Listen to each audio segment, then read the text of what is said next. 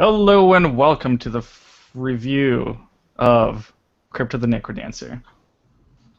Uh, so, Crypt of the Necrodancer was, I believe, a Kickstarter game, wasn't it? Uh, Yes. we do such great research on this show. Oh Yes, yeah, it was. Yeah, I think it was. yeah. And what it is a turn-based, rhythm-based roguelike. And it is fantastic. Hey, Yay! you did play a thing that you liked this past couple weeks. Granted, I did suggest this game because I wanted to play it to begin with. uh, Yeah. So, you play as a girl. You're in a dungeon. Everything was randomly generated. You collect items and you fight a boss after every 3 levels. yep. And everything is rhythm based. There's a song that plays, and there's like bars on the bottom that you have to go to the rhythm of those bars as they hit a heart, and the heart pumps. And all the monsters. Yeah, every time you move, the monsters move. Yeah, just like that. Yeah, that part I find varies from character to character, but for the most part, yeah, that's how it works. Yeah. Um, And the monsters have like patterns that Yep. they do. So, there's one monster that's literally just there to give you money because he just stands still. Yeah. Every zone has has 3 unique songs. Yeah, that's right. Cool. And when the song ends, you move to the next level. Yep. Regardless if you make it to the exit or not. Yep. With the exception of one character, where if you don't make it to the exit, you just die. Really?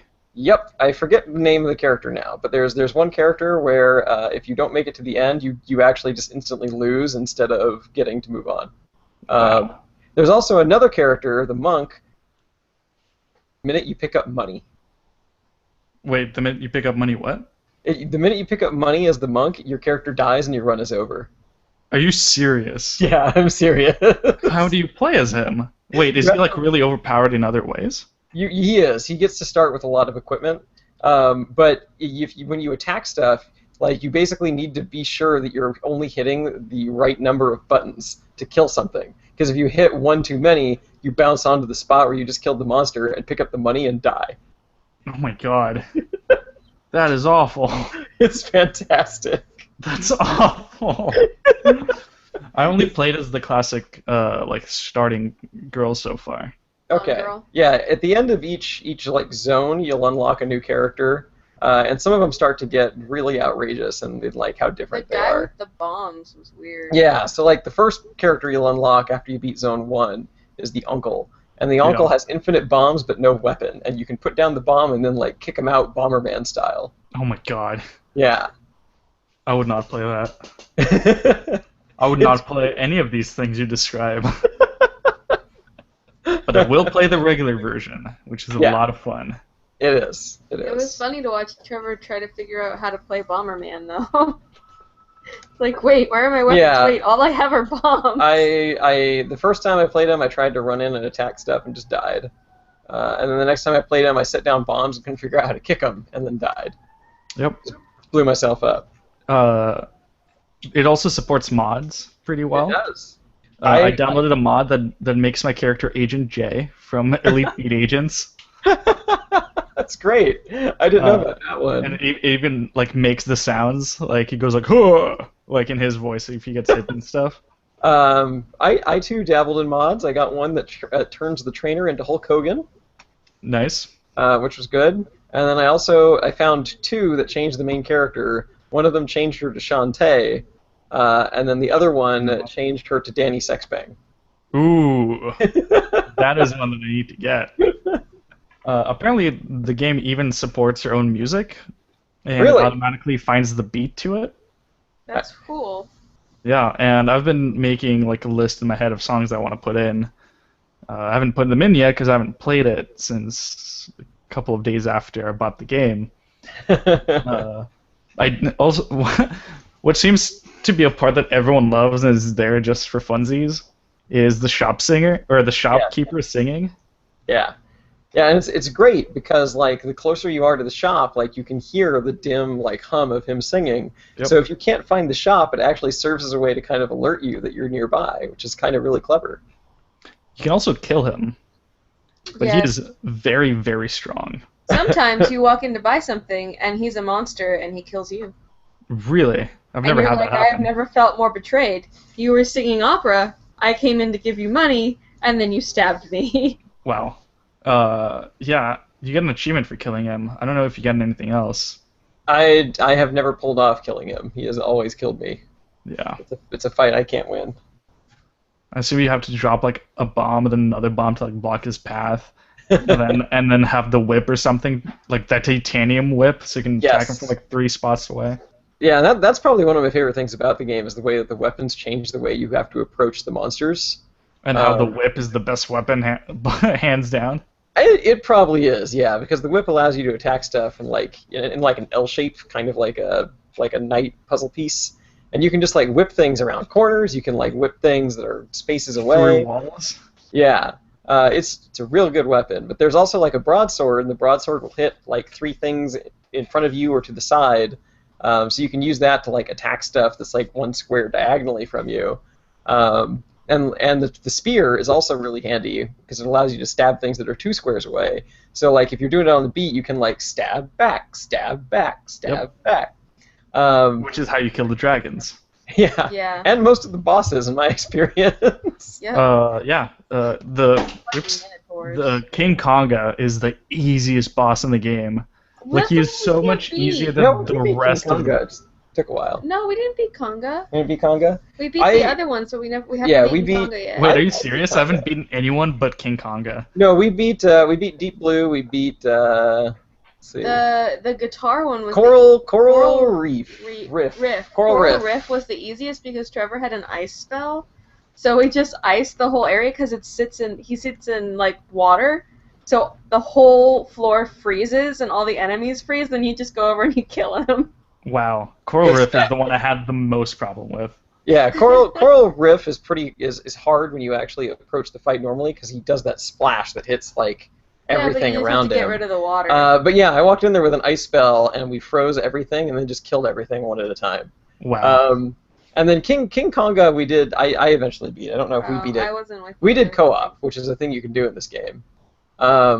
But with King Konga and the spear, I was able to finally beat him because I could just stab the person in the front of the line, jump back, stab the next person, and it was just Yeah. like a procession of death where I was just stabbing each person as they came It's forward. also What happened was very, we would very kill a easy. Konga line, and then he'd go over and just kill Hmm. us. It's also very easy if you have the broadsword. Oh, because of the Mhm. diagonal slashing, yeah. Yeah, because then you just keep attacking in the same spot and everything just dies. Yeah,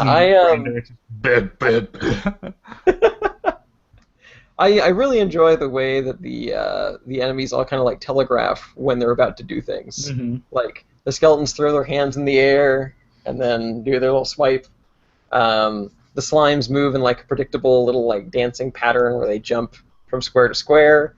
And then like in Zone 2, there's like the stone golems and they do like a little double shimmy before they leap. Yep.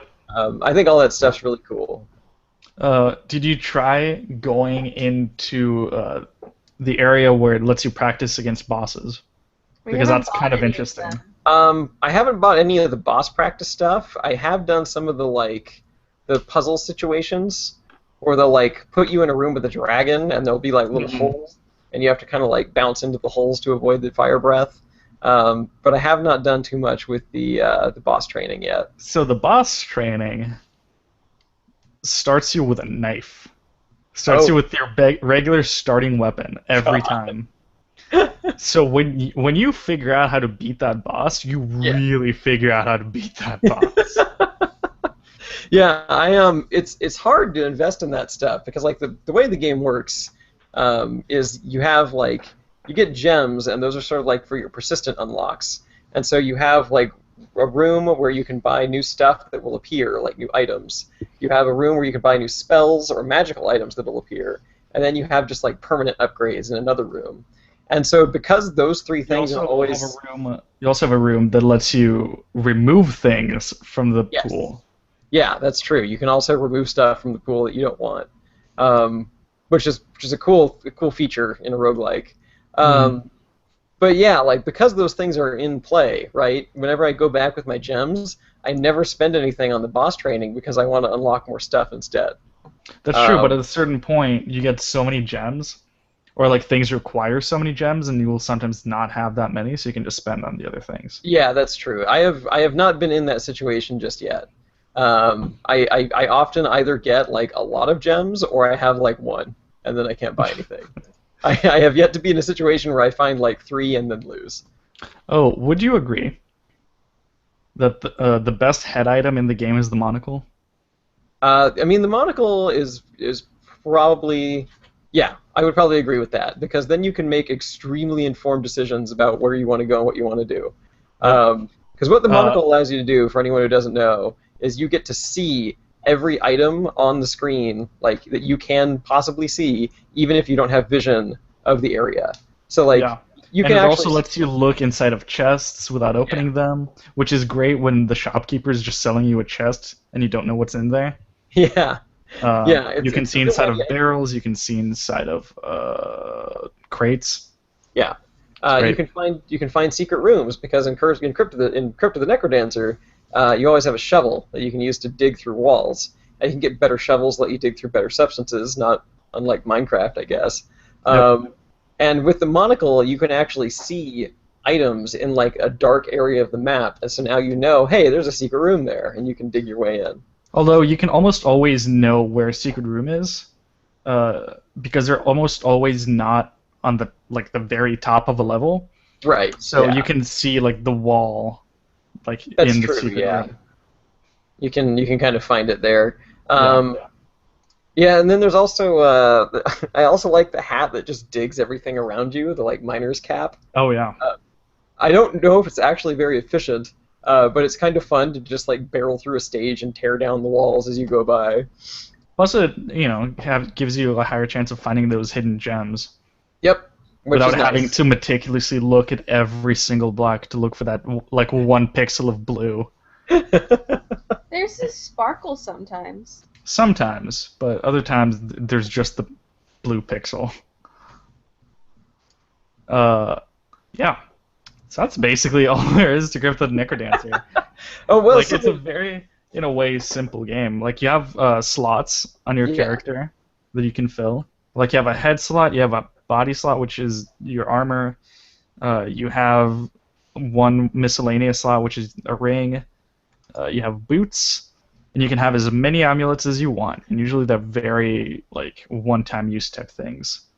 yep. There's also chess pieces, Yeah, body. like mostly for armor There's reduction. rings and Yeah. stuff. Yep. You can hold spells. There's also Yep. the holster, an item that lets you have two weapons and switch between them whenever you want, which is kind of neat. But it takes the same slot as a backpack.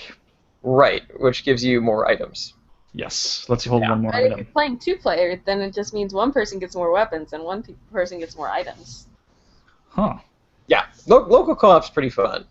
We did that a little bit. The text on the screen is maybe gets super tiny when you're doing Well, we were also dubs. playing on the TV, so Yeah, when you're doing local co-op, like the text underneath that tells you like which combination of buttons activates what is like super duper tiny. Oh boy. Uh, so that's maybe one thing that was a little maddening. But Trevor, Um, you knew which ones I needed to press. I did I because just had to ask you. once you've played the game enough, you get a feel for like what's what, like knowing which one activates your spell, which one activates some unique item. Hmm. So And it it's one of those all things. and it's What's all that? controlled with the arrow keys. Yeah, Like Yeah. it's since it's in a way meant to be played with like a DDR pad kinda. Yep. Everything you do is done with either up, down, left, right, or a combination of two of those. yep, yep. I Um, imagine that makes it much easier because we were playing on controllers. yeah, but on a controller, you're using the X, Y, Yeah, but you're B, A only buttons. using your thumb. If you're on Yeah. the computer, then you're using your three fingers. It's But you easier to just- press. Okay, I have tiny hands. Pressing up and left Uh-huh. Or up and right is up and left is the hardest one for me to press at the same time with my thumb. One thumb versus three What fingers. about? I feel like left and right would be the hardest. Yeah, I would think so. I would think that would be the hardest. Oh, left and Right. right. Hit them both at the same time, but you have to using your thumb. Yeah, that one is really hard. Yeah. But I can sort of get my pointer finger around the corner. And But yeah, DDR mode is actually like makes it easier. Like it Yeah, it reduces the does. difficulty. It makes it so that like the time between beats is a little bit more lenient also, which is it's kind of nice. Hey, if you want the game to be a little bit easier, you can put it on that and then just play normally. Oh.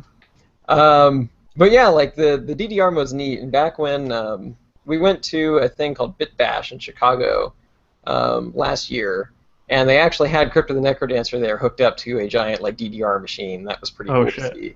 That's awesome. Yeah, it was really crowded because everyone wanted to try it, so I didn't really get a chance to check it out. But I did watch people play that for a while, and it looked like a lot of fun. Nice.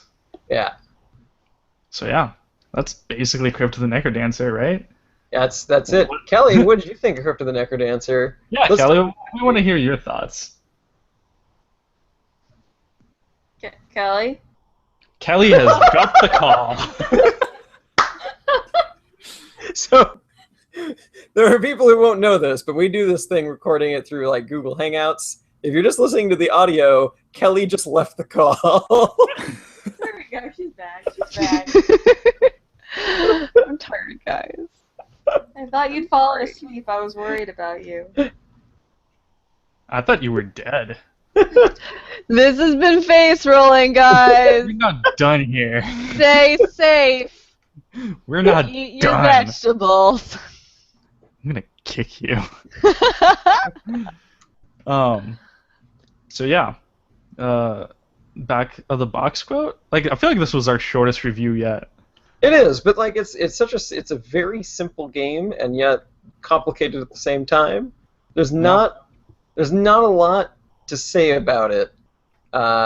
If you like beats, Yeah. you like dungeons. Like, if you've ever thought that a roguelike could be better through rhythm-based gameplay, this is what you've been waiting for. Yep. If you like beats that are not by Dr. Dre, beats by Necrodancer. Yeah, I mean, I would go as far as to say this is my favorite roguelike game. I would go as far to say as this is my favorite rhythm-based roguelike. That's- It may be the only one. Well, I mean, never mind. I was gonna say DDR is in a way like a roguelike I was about to say because that's when the you only you fail, you one. gotta start over, but it's not randomly generated. So It takes skill. Unless you let your years to hone your younger craft. sibling choose the song, then it's always randomly generated. you press the random button. It Yeah. becomes a roguelike. Yeah. So best roguelike that isn't Binding of Isaac. Right. Dance Dance Necrolution. Dance Dance Rogue like Ushin. Nailed it. Literally, we cannot improve from there. Yeah. Workshopping that would be pointless. We have reached the peak of Mount Best Names. Mount Best Names. Do you have anyone? Any back of the box quotes Any- left?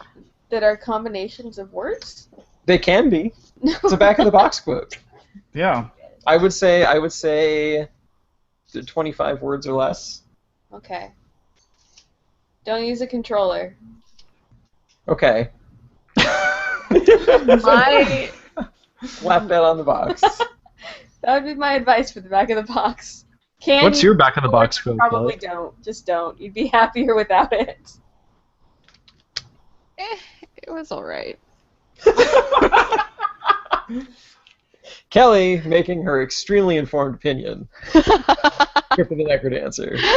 For the listeners out there, Kelly has not for played the couples. It's For for God's sake, I was in another country. I did not have contact with the computer for 10 days.